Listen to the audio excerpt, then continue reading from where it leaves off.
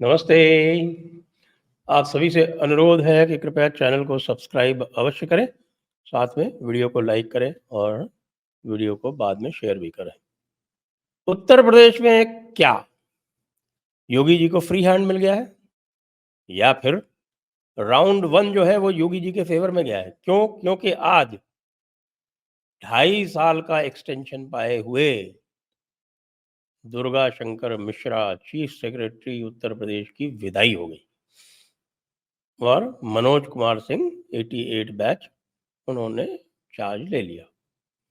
अब दुर्गा शंकर मिश्र जो थे ये 84 बैच के थे और 84 बैच के होने के बाद इनका 2021 में कार्यकाल समाप्त हो रहा था। वहां पर उनको स्पेशल एक्सटेंशन देके अचानक भेज दिया गया उत्तर प्रदेश। 22 पूरा हो गया, 21 पूरा हो गया तो 1 साल का और एक्सटेंशन दे दिया गया। अब ये 1 साल का एक्सटेंशन तो दिया जाता है तो निश्चित रूप से जो रिकमेंडेशन है वो तो राज्य सरकार से ही जाता है, लेकिन राज्य सरकार में उस समय तूती बोल रही थी कहीं और बड़े नेता की, और दुर्गा शंकर मिश्र जो हैं बड़े नेता के कृपा पात्र पाए जाते हैं। तो वो कृपा पात्र, उस कृपा पात्रता के कारण उनको ये लगातार ये एक्सटेंशन 2 मिल गए और उसके बाद फिर 2024 के चुनावों के चक्कर में 6 महीने का एक्सटेंशन और दे दिया गया। आप जानते हैं कि इससे ब्यूरोक्रेसी में कितना डिमोरलाइजेशन हुआ होगा। उन्होंने बैच के बैच रिटायर कर दिए अपने नीचे के। पूरा 85 बैच रिटायर कर दिया, पूरा 86 बैच रिटायर कर दिया। उनको चांस नहीं मिला चीफ सेक्रेटरीशिप का और उसके बाद अब 87 और 88 बैच भी रिटायर करने के मूड में थे। इस बार योगी जी ने उनका रिकमेंडेशन भेजने से मना कर दिया। मना क्या कर दिया? पहले जो है वो उनको फ़ोन आ जाता था पीएमओ से या जो बड़े नेता हैं, हाई कमांड वाले, उनका। तो योगी जी जो है वो बात मान लिया करते थे। इस बार उनकी हिम्मत नहीं पड़ी कि योगी जी को फ़ोन करके कह दें कि भाई हमारे जो है ये एक्सटेंशन कर दो। दुर्गा शंकर मिश्र अभी कुछ दिनों पहले उन बड़े नेता से ऐसे जाके मिले भी थे। उसकी फ़ोटो भी आई थी उनको, गुलदस्ता भेंट किया था होम मिनिस्टर बनने के उपलक्ष्य में। लेकिन उनकी हिम्मत नहीं हुई। जिस प्रकार की घटनाएँ हुईं पहले, और बताते हैं कि काफ़ी तेज़ बातचीत हुई आपस में, वो भी मोदी जी के सामने। तो उसके बाद फिर ये स्थिति थी नहीं कि दुर्गा शंकर मिश्र का रिकमेंडेशन किया जा सकता, तो दुर्गा शंकर मिश्र की अंततः विदाई हो गई। 87 बैच के 2 अफ़सर अभी बचे हुए, दोनों दिल्ली में हैं। एक अरुण सिंघल है, वो तो डीओपीटी में लगे हुए हैं, तो वो तो क्यों कोई सोच भी नहीं सकते वापस आने की। इसी तरह से दूसरी लीना टंडन है, वो भी रिटायरमेंट के करीब है, वो भी दिल्ली में सेक्रेटरी हैं गवर्नमेंट ऑफ इंडिया, उनको भी कोई इच्छा नहीं दिल्ली वापस आने की। फिर तीसरे नंबर पे थे रजनीश दुबे, तो रजनीश दुबे जो हैं वो 2 महीने में रिटायर हो रहे हैं। उनका जो है वो अगस्त की डेट ऑफ बर्थ है उनकी, 12 अगस्त की है शायद डेट ऑफ बर्थ, तो 31 अगस्त को वो रिटायर हो जाएँगे, तो 2 महीने के लिए किसी को चीफ सेक्रेटरी बनाया नहीं जा सकता। तो अगला नंबर था मनोज कुमार सिंह का, तो मनोज कुमार सिंह जो है वो अगले वर्ष रिटायर हो रहे हैं, 1 वर्ष से ऊपर का उनका कार्यकाल बाकी है, तो इसलिए उनको चीफ सेक्रेटरी बना दिया गया। इसलिए बहुत सारे लोग जो हैं वो इस समय एक और नैरेटिव चला रहे हैं, जो योगी विरोधी लोग हैं वो नैरेटिव ये चला रहे हैं कि भाई देखिए योगी जी ने जो है अंततः ठाकुर को चीफ सेक्रेटरी बनाने में कामयाबी पा ली। अरे भैया, जब पिछले 2.5 साल से दुर्गा शंकर मिश्रा एक्सटेंशन पे आके पड़े हुए थे, तब तो आपको कभी कहने में ये नहीं आया कि भाई कितने सारे ठाकुर जो थे उनको रिटायर करवा दिया उन्होंने। तब आपकी समझ में नहीं आया ये चीज़ जो ये लोग कह रहे हैं आज। और आज सीनियॉरिटी से जो सबसे ऊपर है, सीनियॉरिटी में वैसे 4 नंबर पे है, लेकिन 2 दिल्ली में मैंने बताया और 1 जो है उनका रिटायरमेंट है। अब अगले महीने ही है, अगस्त में। तो ऐसे में सीनियर मोस्ट कोई बचता है तो मनोज कुमार सिंह सीनियर मोस्ट को बना दिया गया। सीनियर मोस्ट को बनाने का ही कायदा अमूमन रहता है।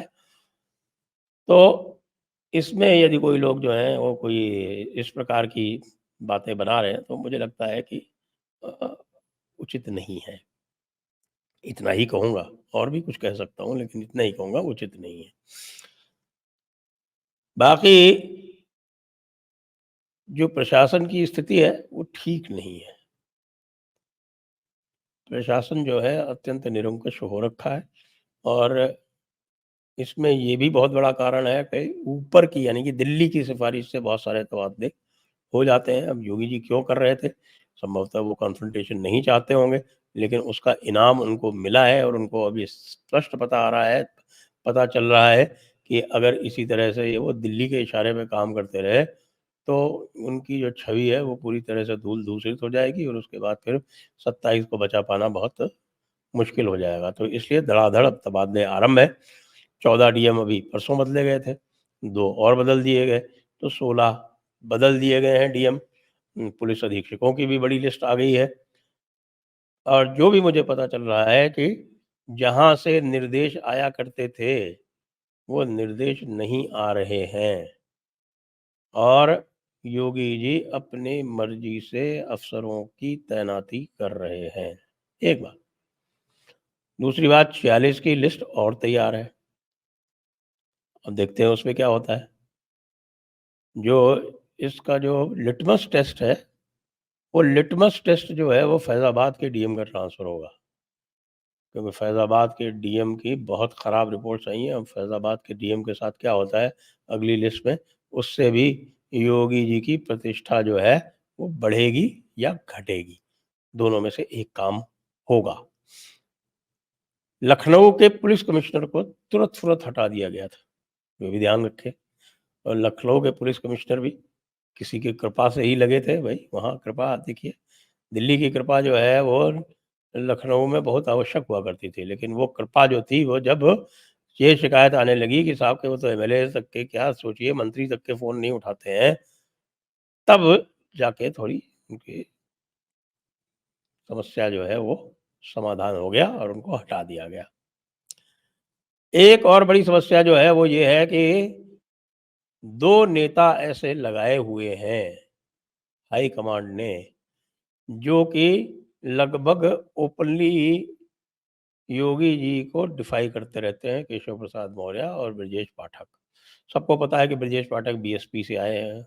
वो उसी प्रकार के इम्पोर्ट हैं, जिन प्रकार के इम्पोर्ट्स के कारण आपको पता है कि पूरे उत्तर प्रदेश में भारतीय जनता पार्टी को नीचा देखना पड़ा। अब दूसरा काम जो है वो लुटियन मीडिया वाले कर रहे हैं। लुटियन मीडिया वाले ने अब ये नैरेटिव चलाना शुरू किया है नया, कि भाई उत्तर प्रदेश को तो 3 भागों में विभक्त कर दिया जाएगा। अच्छा, ये भी अगर कम था मान लीजिए, तो दूसरा एक और नैरेटिव बनाना शुरू किया है कि केशव प्रसाद मौर्य जो हैं, वो राष्ट्रीय अध्यक्ष बनेंगे। सोचिए ज़रा, केशव प्रसाद मौर्य राष्ट्रीय अध्यक्ष बनेंगे। ऐसे व्यक्ति जो ना तो विधानसभा में अपनी सीट जीत पाए और ना लोकसभा में जितवा पाए। तो दोनों तरह से नील बटा सन्नाटा, कंप्लीट फेल, 3 टाइम्स फेल नेता, वो जो है उनका नाम चलाया जा रहा है कतिपय लोगों द्वारा राष्ट्रीय अध्यक्ष के लिए। इस समय ये एक निहितार्थ देखिए, सबसे बड़ी समस्या क्या है उत्तर प्रदेश में कि जो मंत्री इत्यादि हैं, वो बहुत दुखी हैं कि जो पैसे-वैसे मिल रहे थे ठेके के, वो नहीं मिल रहे हैं। बड़ी घटना आ रही है कि साहब कौशाम्बी में और फ़तेहपुर में, जहाँ साध्वी निरंजन ज्योति हारे हैं, वहाँ पर बगल के प्रयागराज के एक बड़े नेता हैं जो कांग्रेस से आए हैं भारतीय जनता पार्टी में, और उनका जो था वो बड़ा भारी माइनिंग का कारोबार था, और वो कारोबार जो है वो ठप हो गया इसलिए क्योंकि टेंडर जो भी निकाल दिए गए माइनिंग के, वहाँ पर वो निष्पक्ष तरीके से निकाल दिए गए। नेताजी को जो हमेशा जो एक वसूली मिलती थी, चाहे किसी की भी सरकार हो उनको मिलती थी, वो समाजवादी से मिले या किसी से मिले जिसमें हो, वो भी अपना पलटी मारा करते थे। कभी कांग्रेस में, कभी समाजवादी में, कभी कहीं, कभी कहीं। नाम मैं नहीं ले रहा हूँ, नाम आप लोग अपने आप गेस कर लीजिए, चाहे तो नीचे कमेंट्स में लिख दीजिए। संपर्क उनका प्रयागराज से।